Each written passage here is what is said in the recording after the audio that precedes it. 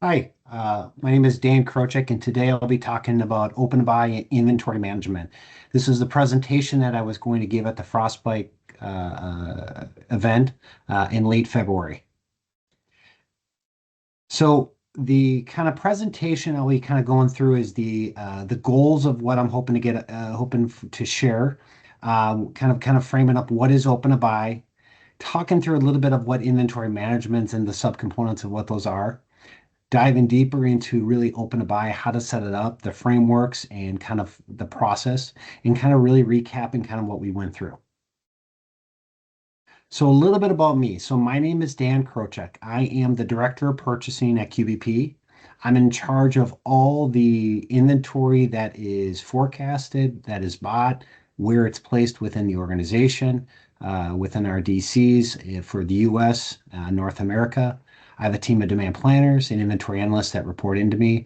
My role is to make sure holistically that we have the right products in stock at the right levels, at the right place, at the right time of the year, and trying to coordinate that with our sales teams and our category teams to ensure that we have the best customer experience.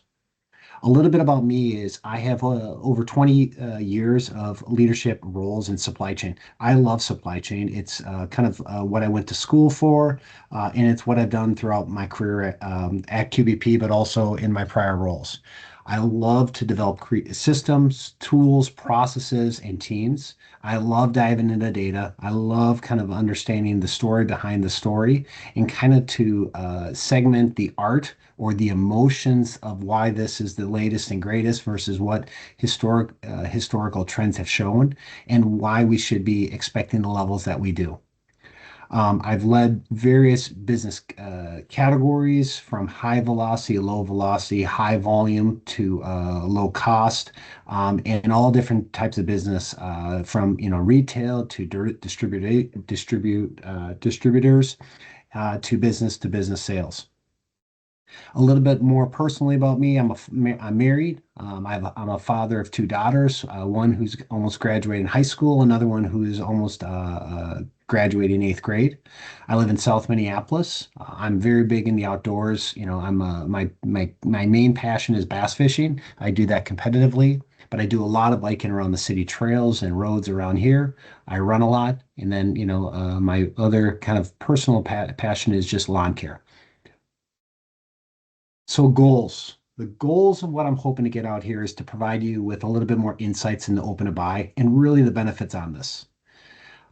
The other aspects are is like how to plan more your business more effectively. And so the way I think about it is what can you start doing in the coming days to make your shop, to make you run or understand your business more effectively. I'm going to be talking about business strategy and expectations, how you manage or how you should maybe think about understanding your assortment, how you should think about inventory management, how you manage stock levels and ordering, and then things that you should kind of take into account as you start kind of opening up your shop the coming days. The biggest thing that I'm going to talk through, though, is how to mitigate a lot of the common inventory pain points that I hear about, which is overstock, stockouts, cash being tied up on inventory that's not moving. And the biggest thing I kind of want to kind of share as a frame of reference is QBP faces a lot of the same challenges that you or the retail shops face. I deal with large assortment. Our assortment is roughly 45,000 SKUs. I work through a lot of excitement of people telling me this product is going to kind of drive tons and tons of incremental sales. I have kind of multiple DCs, stocking points. I have competing priorities from other teams within the organization, suppliers, finance, and also my own team. There's and we have long relationships that at times cloudy the waters about what we should do.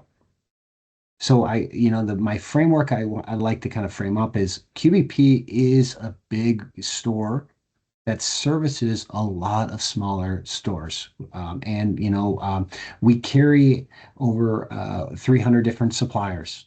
And within this is the biggest thing is I have had to hone in and really consolidate the focus of the organization to really get more nimble in how we approach inventory, but how we see it and how we really prioritize what matters the most to our organization. And so this frame of reference, I'm sharing it as like things for you to take on as the retail shop, but I want to also kind of step back and say these things that I'm talking about are things that we've enacted over the last, years to become more efficient with how we spend our money and understanding that everything that is sitting on our shelves or in our DCs that isn't selling is costing us money. And the goal is to be how efficient that we can with our cash to ensure that we are maximizing profit. And so I'm going to start with what is open to buy. So open to buy is a planning process that calculates how much inventory a business needs to buy in order to achieve a planned sales results. There's degrees of planning and process that I'll be kind of going through, but the simplistic way is this. Open to buy is an inventory management tool that helps determine how much you should buy to support your business needs. And a lot of the key kind of processes that go into this, we'll be talking through is about like the strategy and focus, how you manage or how do you really start understanding your assortment, understanding your business cycle, and really making sure that you're controlling your kind of your inventory accuracy and ordering and how you're managing that. The biggest thing I want to lean back into is that open to buy is a way to manage cash and the cash outlay that you're doing, but also to make sure that you are not overextending yourself with the cash that you're spending and kind of not getting the realized returns that you're wanting to. And so, as this kind of bullet point is sharing, is that cash is king to your business, and managing that as effectively as possible is something that you need to do. So, open to buy is a tool that helps make sure that you're managing your cash as effectively as possible. And kind of reiterating this is that inventory that is sitting on your shelf is costing you money. And so the goal that you should always be thinking about is how am I moving through this inventory? And if it's inventory that's sitting on your shelf, how do I move or figure out a way to get it off my shelves as quickly as possible? The biggest thing is why do you need this? Why do you need open to buy? Well, it really forces you to have increased focus. It improves your availability and your cash flow. And the biggest thing that I'll say is the focus element is this. It forces you to have a very clear point of view on what your expectations for sell out. What are the key products that you're looking to target that are going to help support your sellout plan? And really the customer experience that you're looking to drive, or the things that your customers can really kind of understand when they're coming into your shop. It helps bring to life a lot more your cash flow considerations. It helps you create more of an awareness of the products that will move or helpfully will help support a consistent sell out of your buildings and that customers will come through. And kind of it will force you to kind of have a little bit more clarity on how do you start leaning into your suppliers or distributors like QBP to help support the freedom to invest in some things that might be slower turning. And the last one is just availability. Availability. This allows you to create a very much more a simplistic approach to how you're managing your inventory, how you're focusing your teams, how you're thinking about labor, but how are you managing your store? And the things that I'm going to kind of share in the future slides is like this 80-20% rule. And the biggest thing to kind of to continue to hone in and remember is that roughly 20% of your products drive 80% of your sales. And you should always be focusing on these 20% of materials as much as possible because it's driving an over index size of your percentage of sales. So the biggest thing that I'm going to kind of talking about why you need open to buy, it's because it will help drive these elements here. The next section I'm really going to talk about is like inventory management and ways to maximize profitability. So there are a lot of variables that are coming at you. There's weather, there's gas prices, there's wars, there's city events like in Minneapolis. We've been dealing with ice for the last months. There's the economy, there's customer sentiment, And there's a lot of things that you ultimately have zero control over. And the things that you can control is the things that are going to be best ways for you to help manage your cash flow a little bit. And so the biggest thing that these next elements here is to really say is what can you truly maximize to grow profitability that is really within your control. So what can you control? You can control what your strategy is or what your focus and what your focus is. So the idea here is how do you create a plan or a strategy for the coming year, the coming months? And that strategy should be like, we're going to be focusing on this brand or this brand. We are not going to be indexing into these brands a little bit. So it's kind of like being very specific on what you're kind of going to be going after and how you're going to achieve that. You need to control your assortment and have an awareness of what parts of the assortment is driving the business versus what parts of the assortment are kind of like nice to haves a little bit. And how are you managing that? The next one is knowing your seasonal curve. Now, I'm going to be sharing slides in the future, but understanding the business cycle that you're in based on your location is paramount to how you are loading inventory, but also when you are starting to choose to kind of really cut, I'm going to call it cut the pricing or making some actions to drive out inventory that once the season's over, it's going to sit for the following season. The last one is inventory accuracy and ordering, making sure that you are controlling how your inventory counts are set up, the frequency and the degrees in which you're ordering, and also understanding what products you are going to be over-indexing in your ordering, but also ones that you're okay, stocking out of because of the inherent risk that would come from having too much inventory. And the last one is understanding your distributors and partners that you work with. Now, I'm speaking as a QVP employee, but QVP prides ourselves on delivering accuracy, getting your orders out the same day after if it's dropped at a certain time, and a low freight threshold. The idea of how are you maximizing your kind of procurement based on the QVP distributors is that we will be able to help maximize your ability to run leaner with inventory, knowing that we will be able to quickly fulfill your order out of 4 DCs directly to your building within, at most 3 business days. The idea here is that, what this can do for you is to say is like, I don't need to rely on having excess inventory or high inventory counts because I know I should be able to count on my distributor partners to reload or fulfill up my kind of my store if I'm running a little bit low. So this mentality of just-in-time ordering through some of your other partners. The question might be is it might take a longer time to get your products, and that's just an inherent risk that you might want to kind of avoid, as an example. So inventory management, and this next section is going to be talking about business strategy and really expectations. The biggest thing with what you should be focusing on is having a clear point of view of what you're expecting, what products, what categories you're going to focus on, and how you're going to, really do it, or how are you really going to do kind of sell these products.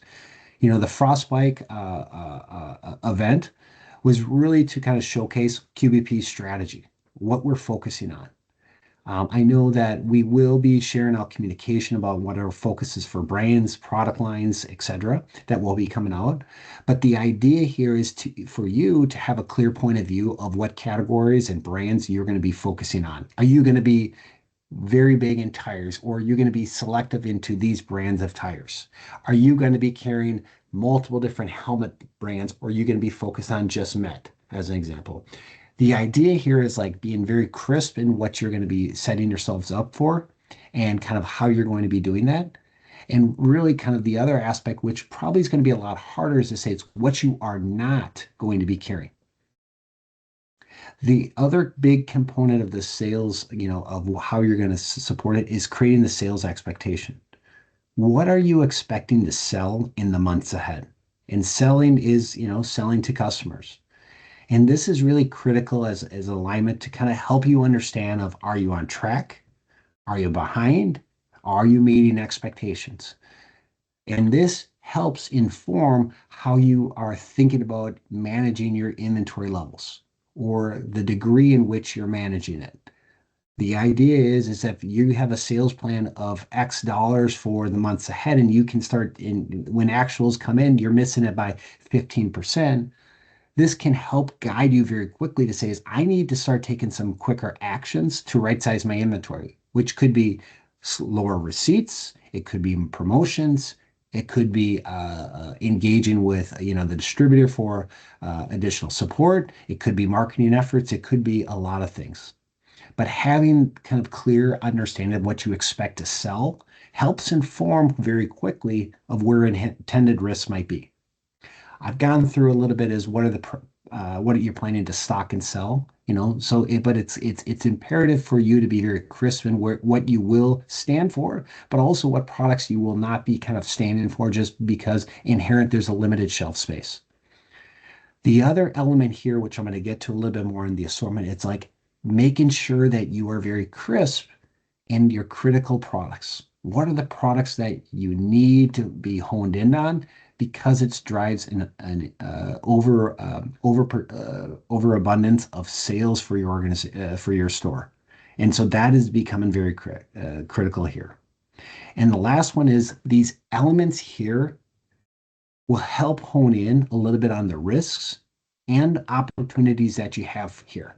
And the biggest thing is that there are opportunities that you should kind of try to exploit with kind of maybe some investments, but there are some things that you should maybe just say, I'm going to go very lean, or I'm not going to carry this because there is very inherent risk of a customer might not come in and want this product, as an example. And so it's being very crisp on that. Inventory management, kind of really talking about the assortment awareness and really the management of that. So understanding the value and volume is critical in managing cash availability and focus and risk.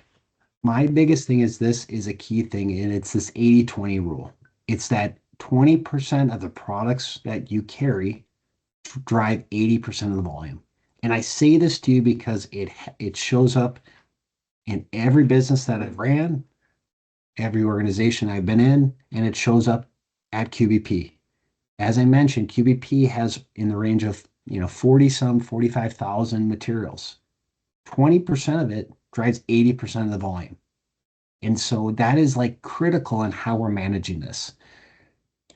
So my question or comment or a takeaway for you is, do you know what your top 30 products are that you sell in dollars and in units?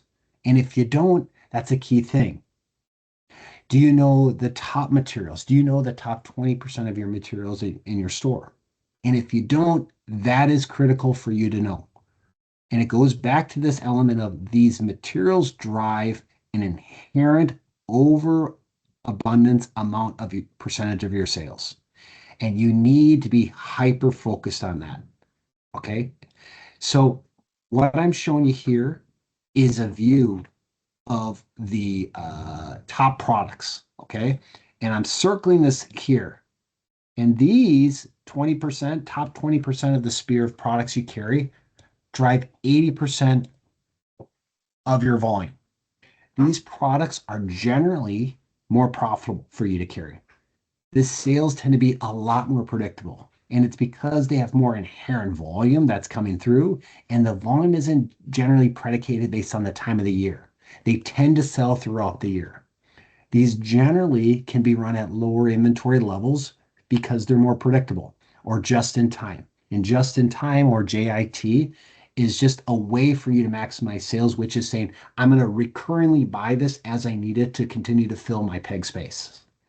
So products that generally fall within here, or I should say this, products that fall into these top 20% for QBP are tubes, lube, tires, chains, cables, and a lot of the parts. And these materials are really the staples of your business. Okay. These are inherently risky for you to stock out on. and are ones that you need to be hyper focused on in managing.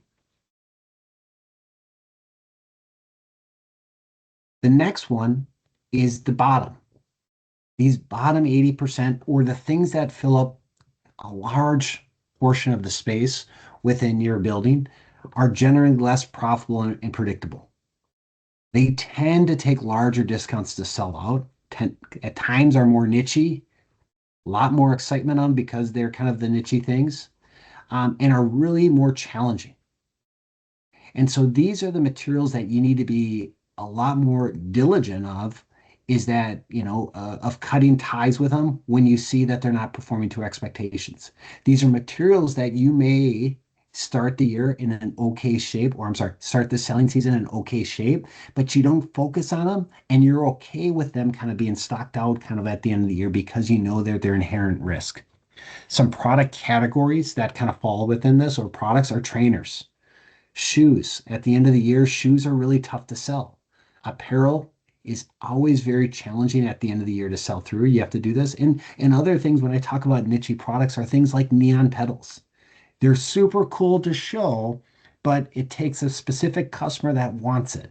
And not only a specific customer, a specific price point that's going to make it move. And so it's understanding the value of filling up the space with the value of, most likely it's going to be a more of a challenging thing to sell, the higher level of discounts you're going to need to kind of place to move through the inventory. And kind of from a framework of a QBP lens, these are products that, we carry. We carry a large assortment of things, and these are things that, people are come in, or suppliers come in and say, you have to have this. This will drive. This will kind of do things like this. And my challenge to you is to be very ruthless with your assortment and how you're managing it. It's that these products are needed to show your customers what you can support, but also they run a risk of danger in kind of having too much, and they are going to continue to sit in your shelves, and they're going to continue to cost you money. So it's being very vigilant in how you're managing them, and the degree in which you're running the inventory levels, or the levels of stock you're carrying on these products. So kind of, with your assortment, it's really understanding the value and volume is critical. So the things that I'm going to let you know is like how you manage your assortment is critical to your success. And I'm saying this again, is that you need to be ruthless in how you determine what stays and what goes on your floor. If materials are not producing the results that you expect, you need to quickly take action to clear the space. Because if you don't, it's going to sit there. And the biggest thing I'm going to say is, it's not only it's sitting there, but it's costing you money. Okay. And it allows you to, and if by doing this, it will allow you to continue to invest that money into another product, or just keep it, keep those funds, but another product that may drive some more inherent value for you. The last kind of bullet point here is, it's balancing the value of having everything to having limited. And my comment to you is this: you need to be okay with stocking out on some of these products. And the reason why is because there's more inherent risk on these 80% of your assortment SKUs in costing you money. And so this element of it's limited stock, is that once it's gone, it might be gone a little bit, and being okay with that a little bit. And I want to let you know is that when people come into your stores, or suppliers come into the stores, they're going to try to sell you their full catalog.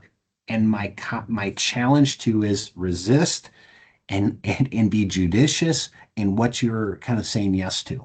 And because a lot of the things that are in these catalogs are things that will not be inherently high value for you, and that you can, or you should, think about how you can leverage, let's say, a distributor partner like QBP to be your back room, and helping to fill you with, a bite-sized amount of inventory to try and to see the results that will happen.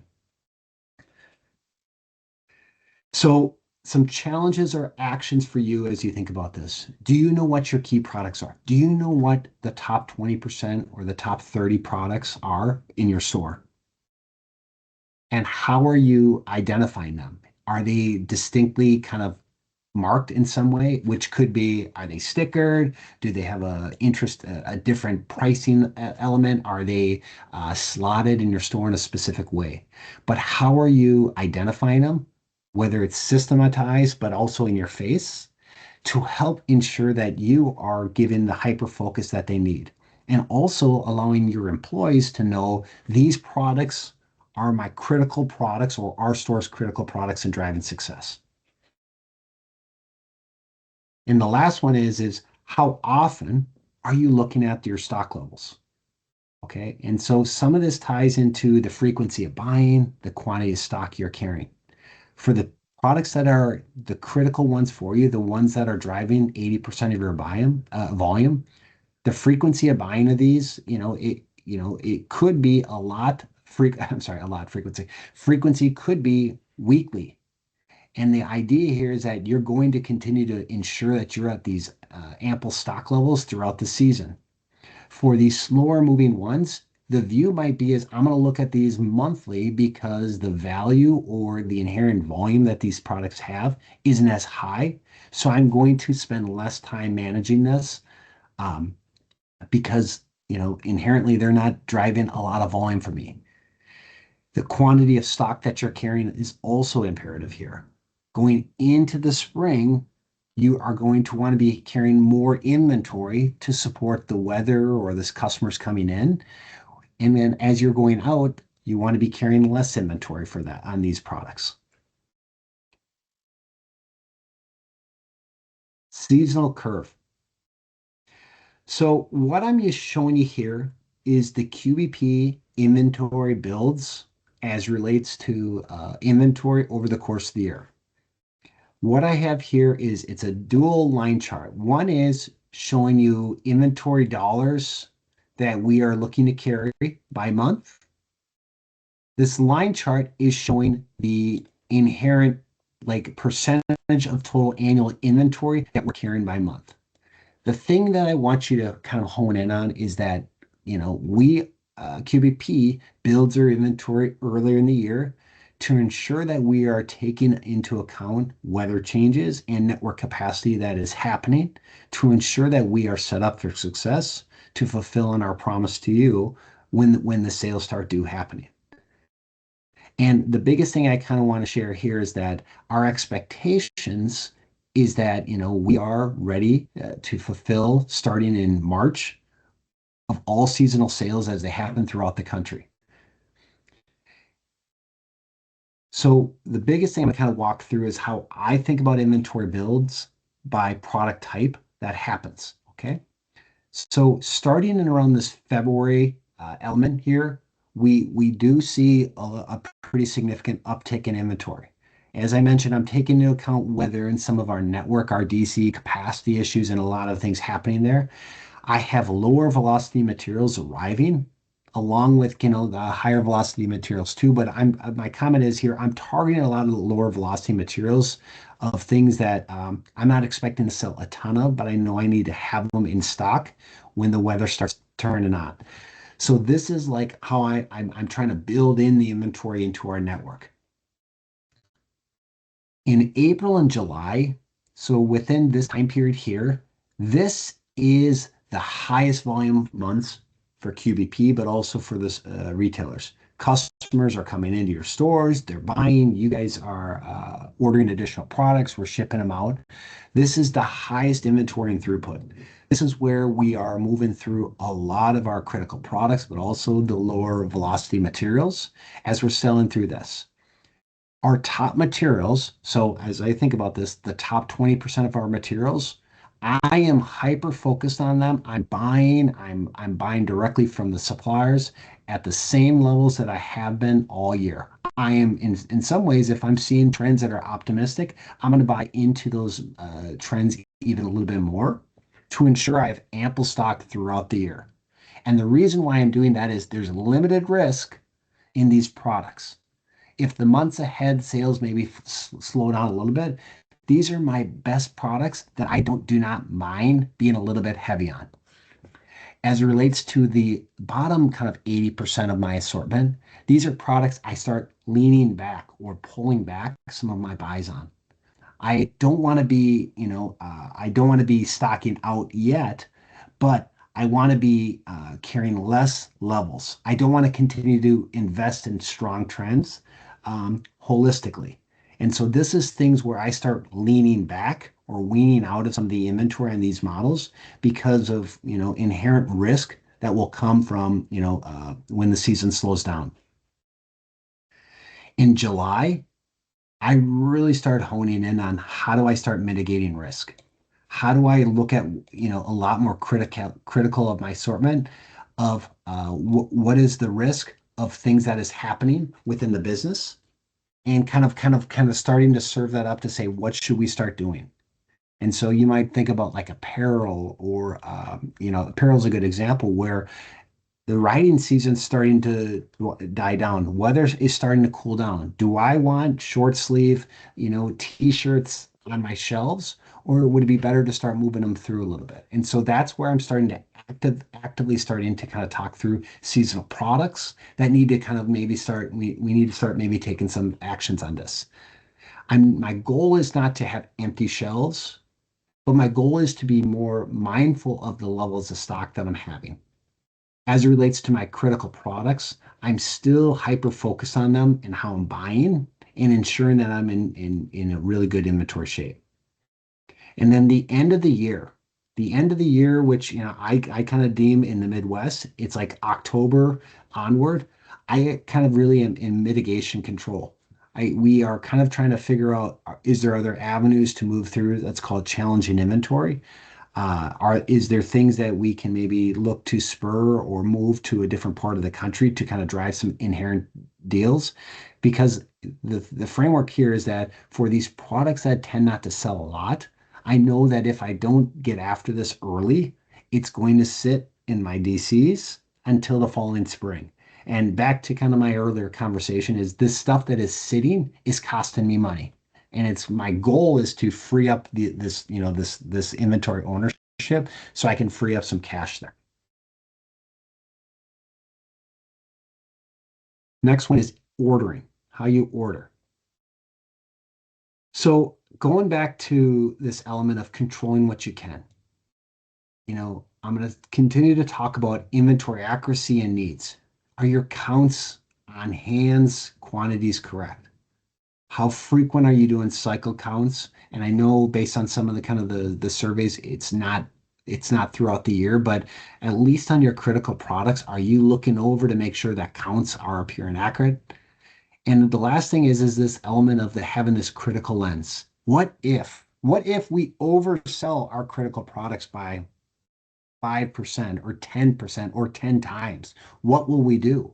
What if we undersell these products by 20%? What should we do?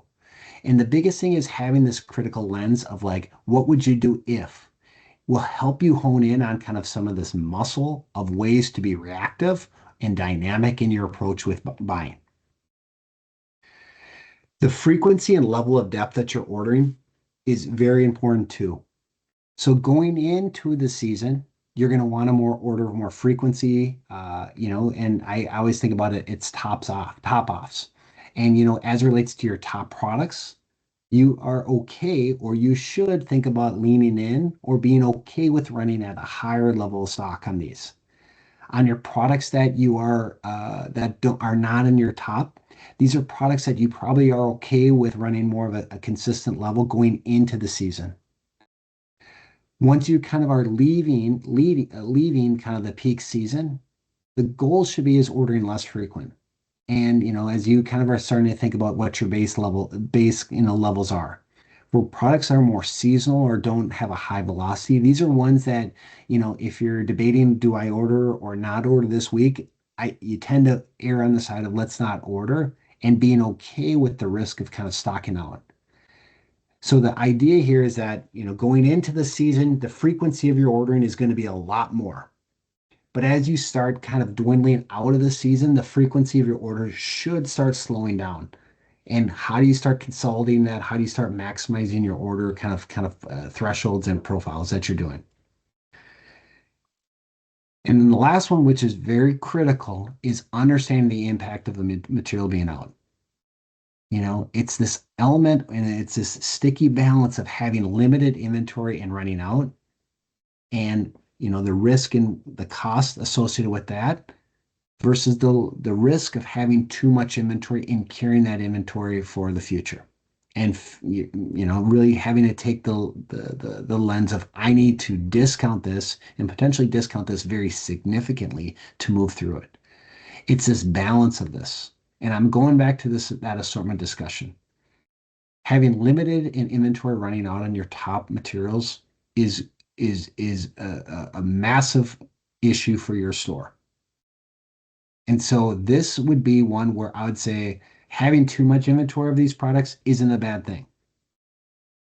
Conversely, the 80%, or the large portion of your assortment, having limited inventory and running out, if you had to choose one, is probably the best thing as it relates to cash and cash, conversion and your store's financial health. And having too much inventory is kind of like the worst case scenario where you're going to have to sell through it and you're going to have to create inherent promotions, offers, exceptions, and potentially giveaways to really move through that. So ways or things to think about in how you maximize, like how you're ordering it is really kind of diving into how do you leverage your partners in procurement. So it's back to this 80-20% rule. It's balancing this element of pre-books. And I know QBP sells pre-books, is balancing the benefits of the pre-book with margin benefits, extended terms. You are able to secure these desirable products and the plan and guarantee of when they arrive. So this is a huge benefit because there is a potential margin benefit and margin dollar benefit for your organization. But the thought is how much you pre-book relative to your total pie of receipts and inventory you can carry should be something you should be very kind of diligent on. And so back to this 80-20 rule. My gut would say is you should probably maybe only do 20%, if that, of your buys should be geared towards pre-book. And there's things that I'll get to in the future, but like with bikes now and pre-booking, with kind of where the industry's at, that might be something you should have like more of a critical lens on as it relates to how you are supporting your stores and kind of the needs and knowing, the risk of stocking out or not having those bikes if you don't pre-book of what that would be. And I'll get to that a little bit in the future. The value of just-in-time ordering for profitability for your store is where you should spend 80%, at least 80% of your inventory buys and how you should man it. This is the best way for you to convert or products to cash to your pocketbook as quickly as possible. And so I'm going to encourage you to maximize just-in-time ordering and continue to flex that muscle to ensure that you're maximizing and you're not overextending the inventory that you have in your building. So QBP's focus, and this is obviously a QBP presentation, but QBP's focus and value props is, we have the largest assortment depth in the industry. We have, a very competitive, if not the best free shipping offer if your order is over a certain threshold in the industry. Our time in transit is the best in the industry, and our quality of loads and order accuracy continues to be recognized as the top. The biggest thing I'll say though is we are the back room for you and your store. And my framework of why I'm saying that is if I was running a retail store, and I'm not just saying this because I work for QBP, I would lean as much into a QBP to help mitigate and manage the inventory levels I need to carry to ensure that I'm not being overextended. And so my comment here is that QBP is and can very much be your back room. And so as you think about how am I doing all this stuff, and if you're taking nothing else, it's like just in time is going to be a key benefit for you, but leaning into your distributor partners to help mitigate that risk is definitely the way to approach it too. I'm repeating myself as I said in the last slide. You need to have a framework of the impact of materials being out. Your top materials being out of stock is going to cost you money, and you cannot run out of your top materials. So being over inventoried is not a terrible thing because you know you'll be able to sell through it.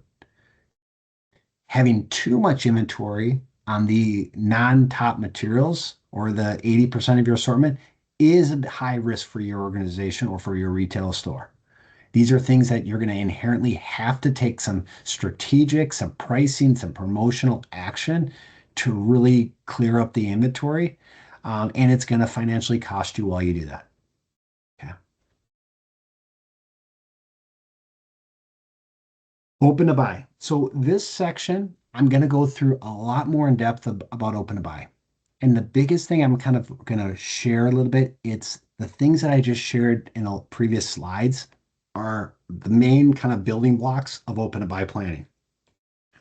So open to buy, kind of like I kind of described, it's an inventory planning tool that helps manage risk of how much you should buy to support your business needs. Okay. It's really a risk management tool. Okay. The key components of this, or what you need to make it open to buy is you need to create a sales forecast. How much are you expecting to sell? When are you expecting to sell? And how is that going to through? Okay. The visibility of existing inventory and what inventory is on order. And then the last one is like the goals. Sometimes it's called turns. How frequent are you moving through your holistic inventory or the needs of your organization or your retail store? Okay. So I'm going to go through these in a little bit more in depth. So creating a sales forecast. So QBP's expectations for the coming year or calendar year 27 is that we're going to see top line growth, and a bulk of that is coming from average selling price going up. So the tariffs that we've seen over the last let's call it 9 months is having an inherent impact overall on our average cost or our average selling price that we are kind of getting from our suppliers. This cost is showing up with overall our sales increasing based on average cost. We are expecting slight, moderate to slightly down unit sales this coming year. So, meaning we are expecting our top line or our sales holistically to increase. And that's really coming on the backs of increases in products that we are selling. But the holistic kind of expectations in unit growth, we're expecting to be roughly, flat to slightly down. We're expecting bikes, units, and dollars to be slightly down. Pedal bikes, there is a lot of inventory globally. QBP has a decent amount of inventory. We know our other competitors have a lot of inventory, and we're expecting that inventory units, but also dollars are going to be down. We're expecting it to be highly competitive in the marketplace, with products selling for lower than expected margins that we would want. We expect e-bikes to continue to grow again, and with continued discounting that's going to happen, but we see e-bikes kind of continue to grow. The one thing I would say is service continues and remains a bright spot. And so as you think about kind of the critical products and the ones that I showed earlier in the slide, the critical products are the things that are generally service parts that we expect to have continued runway, and we expect to be strong for us in the coming year. So when you start thinking about creating a sales forecast, I gave you a framework of how QBP is operating or thinking about it. Things I would start with is thinking about your business. And things that you should be thinking about factoring in is like changes to your business, from a year-over-year standpoint. Are there new categories that you're looking to carry? Are there new brands that you're looking to carry? Are there things that you're partnering with QBP on that you expect to be inherently more beneficial to your store? Are you offering additional services? Do you have a service that you previously didn't offer? Are you looking to market your products or your store in any new way that you didn't prior that could be a benefit to you? Are there, as you think about things within your kind of regional area, are there things happening locally? Are there competitors that are being coming into your region? Are there some competitors that are leaving, as an example? Are there school bike clubs that are forming, as an example? There's, at least in Minneapolis, what I'll tell you is we're seeing this explosion of school bike clubs show up. And one thing that we're trying to continue to engage with is how do we tap into that market more effectively? And so that's a kind of something I might encourage you to kind of do is to say, how do you start plugging into some of these high schools to ensure that, when they're looking to shop, they're shopping at your store. The biggest thing I'd kind of say is like, how are you creating a framework, as we think about a sales forecast of expectations for the coming year of what you're selling? And the biggest thing I'm going to kind of start saying is it's how do you start honing in on what your strategy is for what you're expecting to sell? The biggest thing I continue to focus on here is like, what's the risk? What are things that could kind of go in the way and that, from achieving your possibilities? What are things that could be headwinds to your business that you maybe want to exploit? The next big bucket is visibility to existing inventory. I know I shared this earlier, but I kind of want to continue to reiterate, to be effective in your inventory management, to have an effective open to buy, you need to really have a clear awareness of what you have on hand and what is on order. This element is very critical in informing you like what products, what levels, when they should be coming in, and to what amount that they need. This is very, very vital in holistically creating this open buy structure, this financial plan for your store. But it also is very critical in understanding when do you need to order these products and kind of like the levels that you should be thinking about to help support your sales sales for your store. The biggest thing to understand is that this varies by time of the year. And so the logic is that going into the winter months, you don't need to have as much inventory. And so if you have a lot of inventory on your, spreadsheets that you're building in the wintertime, that should be a concern. So this open to buy process or this view of inventory on hand and on order helps create a view of potential risk. And the last thing is this kind of view of inventory on order what you have on hand, it helps manage the excitement, the fear of missing out, and assortment creep. And so the biggest thing I'll say is, and this is kind of coming from my perspective at QBP, is that a lot of parts of my organization get very excited about new products that are coming in. And the biggest thing is that kind of leaning into a tool like Open to Buy helps kind of hone in, gets rid of some of the emotion element here, and it allows it to be more data or kind of financially driven. And what this helps do is kind of helps reset expectations and making sure that we're being a little bit more realistic in how we're thinking about inventory, the buys that we're doing, and kind of also kind of when we talk about assortment creep, it helps us continue to kind of hone in to say is like this isn't really an add-on SKU. It's more of a SKU that's going to just kind of sit there a little bit. The last thing is that, developing goals is so the biggest thing with open to buy is you need to kind of have a framework of what you're trying to achieve. And so, the biggest thing is that open to buy, there is this element of turn. And turn is like what your expected sales are over average inventory over the last 13 months. And so this goal or this turn goal is to say how frequent do you want to flip over your inventory on a given year? I generally use a framework of about 2.5 as a guide, is saying that is kind of considered somewhat efficient in inventory efficiencies from a holistic retailer lens. The biggest thing to kind of hone in on here is that cash flow is the lifeblood of your business and cash is king. And so the element here is these goals that you're looking to do or this return on inventory is paramount in making sure that you have this in place to ensure that, all the elements open to buy are coming together to really drive the inherent benefit that you're looking to achieve from a financial ownership, the receipt timing, and sales expectations. The goal of this is really to create this ideal state. And this ideal state is really selling product before you need them. And it's really how do you maximize, getting the products in, getting it sold to a customer, and then kind of the bill comes.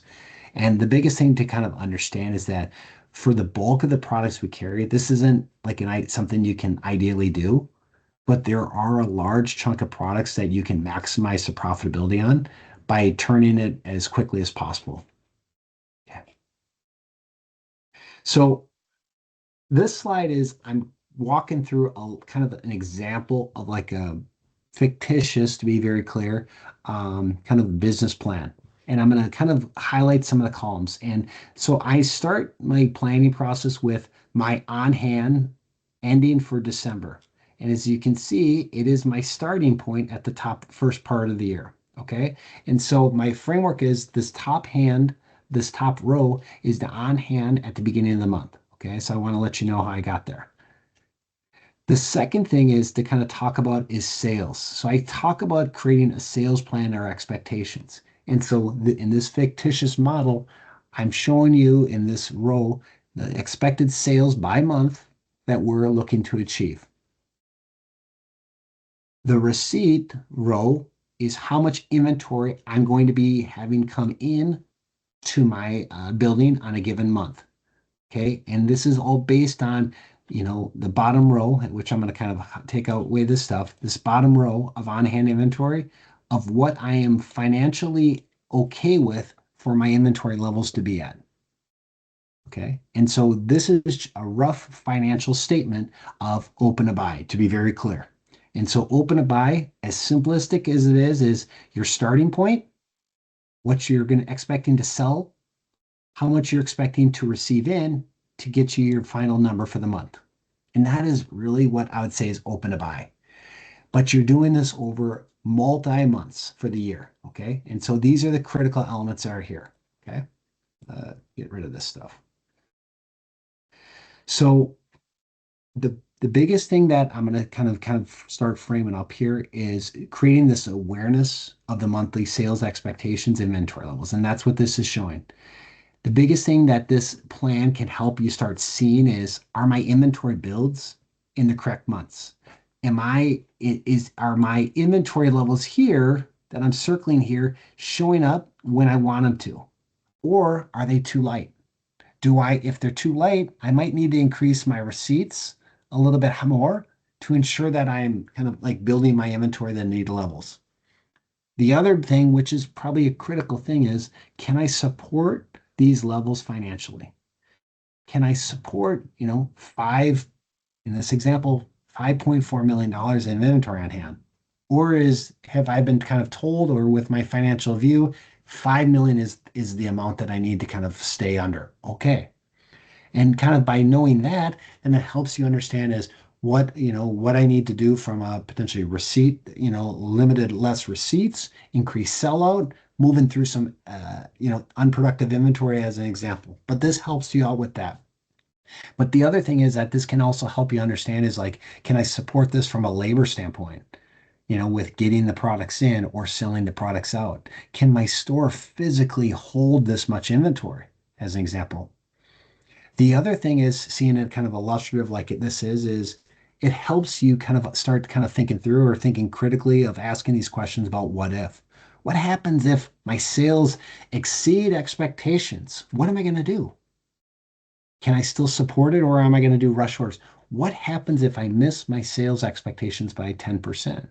Is that going to put me completely in a hole? Or what can I kind of support? And so this is where kind of like the framework of like where the open to buy process and tool really comes in here. Okay. And the last thing, which I think is very important, is that this helps hone in the labor planning of what is expected when for inbound and outbound. And that, if you're not the one that's doing all the ordering, what levels your team should be factoring in when buying. And so it helps ensure that, this person over here that's creating the orders isn't buying too much or too elevated levels because financially you can't support it, or they're not buying too lean because it's going to miss the kind of the seasonal curve. And so this allows more of a dynamic conversation within the parties.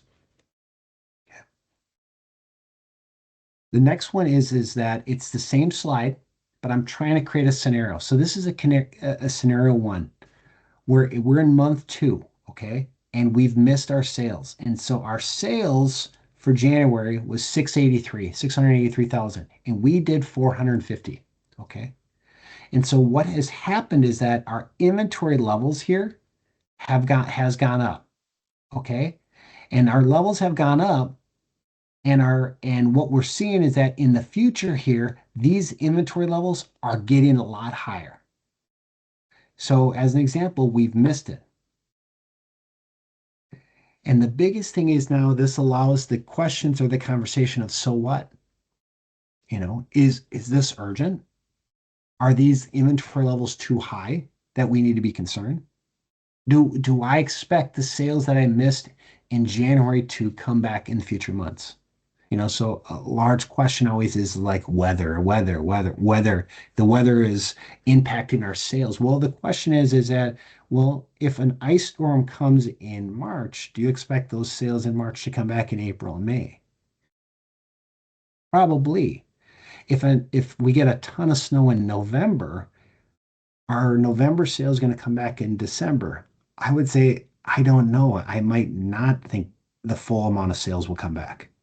And I think, it's kind of like it depends a little bit, but it's creating this critical discussion for yourself and your team to say is like, what do we expect to happen? And it kind of goes back to what you can control and kind of this framework of what you can't control. And I think that is like the biggest thing. And if what I'd say is if you're not sure or you're not confident in the sales coming back, then I would urge you to take some actions to balance the inventory. And I'd let you know is that hope is not a good strategy for you to manage your financial position. Okay. And so this tool, Open to Buy, this framework here helps kind of hone in on where risk might be. So, as I think about here is like some of the key actions or business or capital actions I would take if this, missing sales by $230,000 felt very risky to me or kind of a level of urgency was high. I'd start talking through like, are there any promotions we can take? Can we reprice products? Are there, some receipts? Can I really hone down or pull down future receipts here, like these months? Can I pull them back to really right size my inventory a lot quicker, as an example? Okay. The next one is inventory blend. So we're going into May and we're at a lower inventory level. And so I kind of want to share with you here is that these sales, I'm going to highlight this before we get to it, is we're hitting our expectations. Okay, so our sales are coming in close to the pin. Okay, but what we're seeing is that our receipts right here, our actuals, which I got the red line by, are coming in lower than expected. Okay, so our inventory in going into May here, like going into May, is a lot lower than we really wanted to. Okay. So, and the biggest thing is that sales have met expectations and receipts have been coming in under expectations. And the biggest thing I'm going to say is like what you found out in some of your researching is that for some reason, you're buying some stuff from another distributor, not QBP, obviously, and they just have constraints. They didn't manage their inventory flow correctly. They oversold, they're having challenges. So, this is a big concern. Okay. So the question is like, it kind of goes back to this, the so what? Is there a level of urgency? And things I'd ask you to focus on is, are your key products, your top 20% of your products in stock? Yes. Okay. Do you have enough depth? Do you have enough like quantities available as an example? And really honing in on that. And if you're hearing concerns, this is where I would kind of get after to say we need in more inherent like orders to get after these products really quickly to ensure that you are not stocking out. Are you hearing about other constraints that are happening? As an example, are there kind of other kind of issues that are showing up that you might need to kind of get after a little bit? So should you look at placing additional in-depth orders or, kind of like that? Are there things you can get ahead of within the industry? And then the last thing is just being critical of yourself is that running at lower inventory levels doesn't always mean a bad thing. So, kind of being critical and saying, what happens if we run out? There is this element of potential you lose sales. There might be a potential customer confidence of you not having that specific material in stock. And I'd say for some of the top materials, that is the case.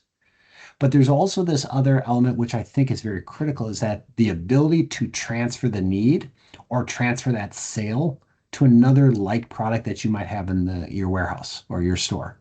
And I think that is where this element about running out, I might have run out of this material, but I got something that kind of can do the job itself.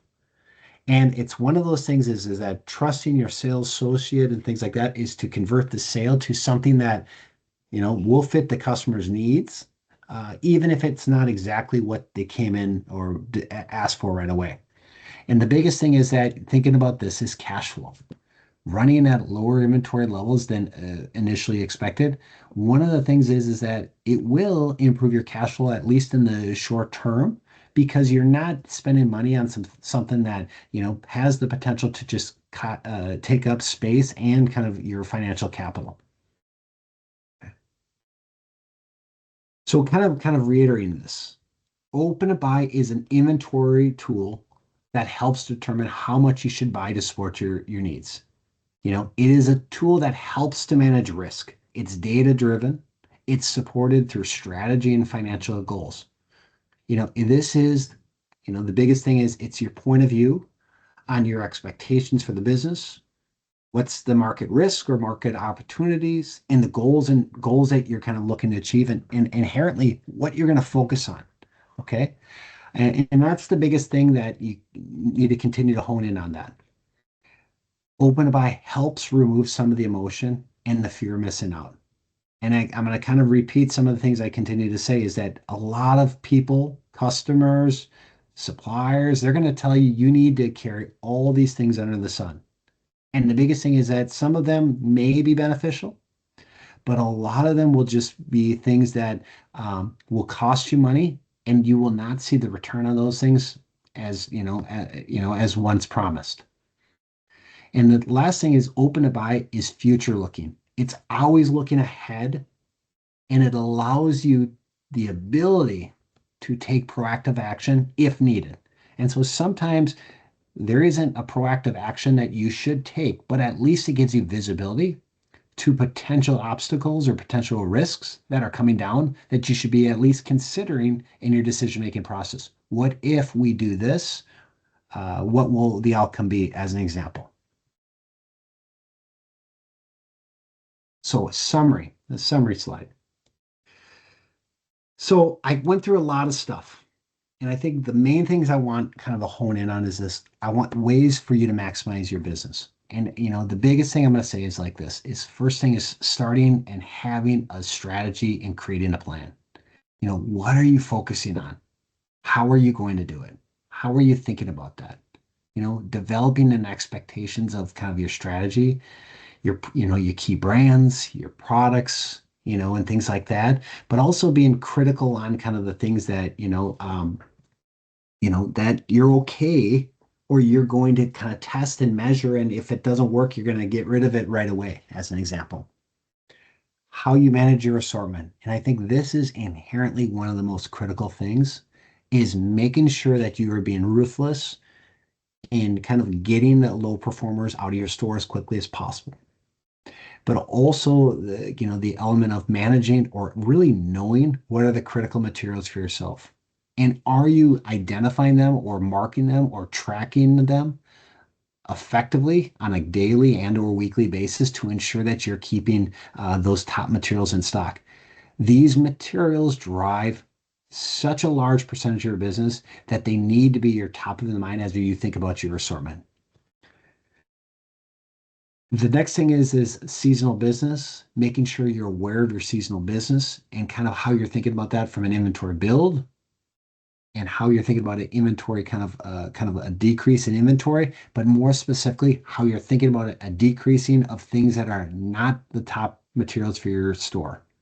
And those are inherently the most risk And if you don't deal with getting them to the proper levels come end of the season, you're going to be sitting on that inventory throughout throughout the colder months into the spring. The last one is ordering. And the biggest thing is this, how you order is impactful with how you're spending your money for pre-books and just in time. Think and know how your suppliers or your distributors operate so you can maximize the efficiencies that they offer and really maximize, I'm going to call it, the money that you can save by ordering just in time. Just in time is a strategic advantage that you do have and you should exploit to kind of ensure that your stores at the right levels of inventory and at the consistent levels that you want. Open to buy. I went through a lot of the different ways of open to buy and the elements of this. This ties open to buy ties to the above bullet points that I'm sharing, but open to buy is a tool. It's a tool that helps manage inventory management, and it helps you get ahead and having a better view of being more proactive with kind of the inventory or risks that are kind of happening upstream or in the future. It allows you to get ahead of some concerns that might exist. And the last one is just risk management. Inventory management, open to buy, it's all about how you manage risk. And the biggest thing that I'm going to say is that, you create a plan, I'm going to let you know your plan's going to be wrong. But the biggest thing is having a plan at least allows you having a starting point to make changes, to iterate, and to evolve. And the biggest thing that I would say is whether you're at this was all new, whether this was, kind of a review for things that I would say for you is the biggest thing is my challenge is to continue to progress and how you're thinking about your assortment, how you're thinking about your inventory, how you're thinking about your open to buy, and knowing that, progress is what we continue to manage to. Okay. And so I create plans that I kind of look at every month. Those plans continue to evolve based on the sales as they come in, the market conditions, the inventory flow that comes in, and I continue to iterate. I continue to operate on this element of progress. I continue to try to make progress, but I'm not looking for perfection because the perfection is unattainable from that standpoint. Okay. And so my biggest thing is with the last thing I'm going to say is how you manage risk is inherently the most impactful decision you can make. And that I would kind of stress that you continue to focus on that and kind of being okay with some select materials being out. Well, and I guess that wraps up my slides. If you have follow-up questions or concerns, I guess definitely feel free to reach out to your QBP representative. Feel free to send QBP a note. I definitely will take kind of direct kind of questions if there is anything. I do appreciate you watching this video, and I hope you have a great day, and I hope you are able to learn something. Thank you very much.